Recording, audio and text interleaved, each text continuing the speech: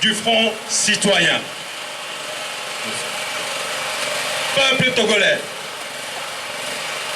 l'heure de la mobilisation a sonné pour nous tous. Du nord au sud, de l'est à l'ouest, le moment est venu pour nous tous, oui, pour nous tous Togolais de toutes les confessions religieuses et de toutes les ethnies, pour dire non à la pauvreté, à la misère, à l'oppression et à l'injustice institutionnalisée.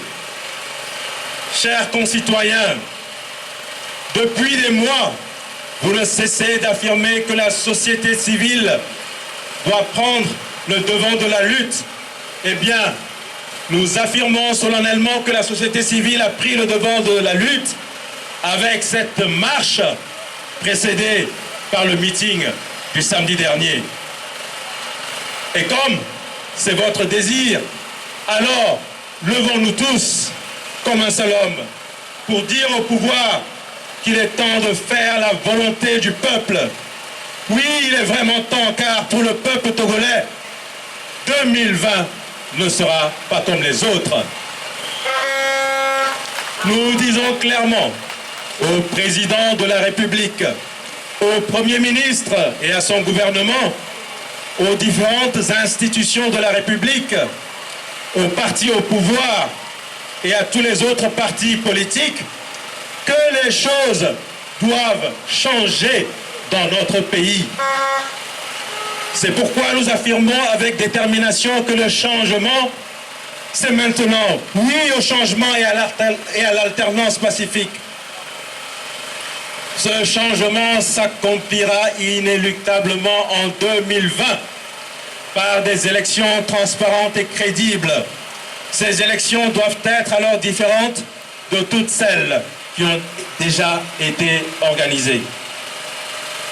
Voilà pourquoi nous demandons à tout le peuple d'aller se faire recenser, mais nous n'accepterons plus cette fois-ci 3 jours de recensement. Le recensement doit nous conduire à l'établissement d'un fichier fiable et disponible à tous les acteurs. Le recensement ne doit plus être opéré par le truchement de la société ZETES. Oui aux élections avec une CENI recomposée jusque dans ses démembrements.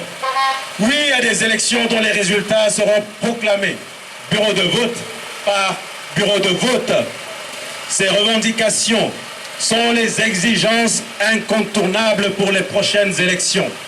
Nous disons au gouvernement de façon claire et précise qu'il n'y aura pas de boycott, mais aussi qu'il n'y aura pas d'élection sans ce minimum indispensable.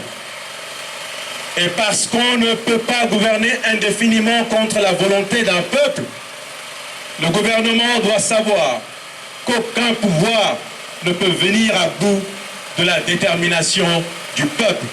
Chers concitoyens, notre Constitution nous donne le droit de résister et elle nous donne aussi des moyens de dire non à tout ce qui est contraire au bien du peuple. Nous sommes prêts à aller à la désobéissance civile si d'ici les semaines à venir, le gouvernement ne donne aucun signe de prise en compte de nos revendications. L'heure n'est plus à un attentisme, l'heure est de sauver toute la nation tout entière, sans violence, mais de façon déterminée. Nous devons rester mobilisés s'il le faut, rester aussi longtemps dans la rue pour nous faire entendre.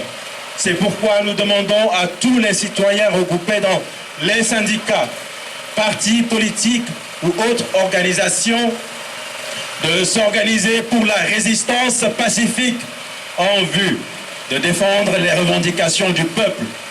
La victoire est proche et dépend de notre détermination.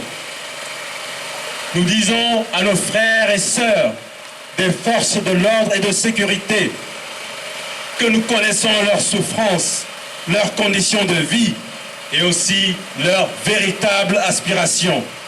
Qu'ils n'oublient pas qu'ils sont au service du peuple et non le contraire. Togolais, viens et bâtissons ensemble la cité. Le changement, c'est maintenant. Je vous remercie.